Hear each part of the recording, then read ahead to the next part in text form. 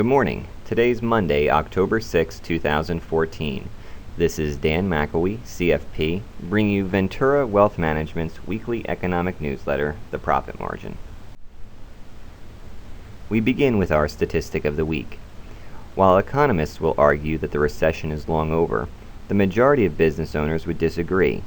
In a recent survey of 500 business owners and CEOs, 79% say that the recession is not over. A mere 1 in 3 believes that the job market is at a healthy level.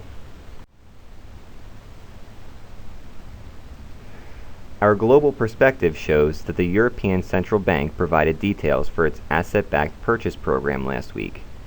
Arguing for the maneuvers, ECB President Mario Draghi said, "The recent weakening in the euro area's growth momentum, alongside geopolitical risks, could dampen confidence."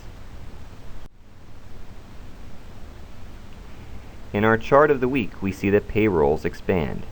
Non-farm payrolls grew by 248,000 in September, and figures for July and August were revised higher by a net 69,000 positions. Our weekly commentary. The sell-off in equities continued despite the market showing strength at the end of the week. The Dow lost negative 0.6%, and the S&P 500 retreated 0.75% by the time markets finished trading on Friday. The Dow has risen a paltry 2.61% year-to-date, and the S&P 500 has fallen 3 of the past 4 weeks.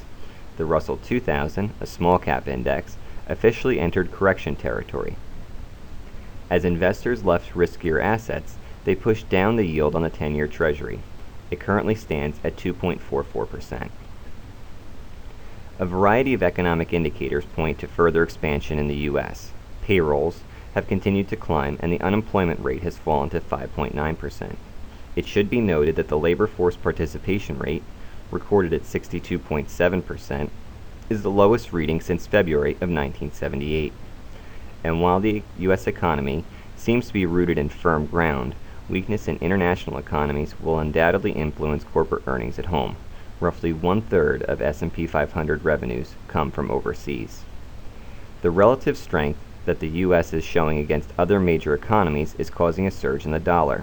It rose 7.7% in the third quarter and is pushing down dollar-denominated commodities.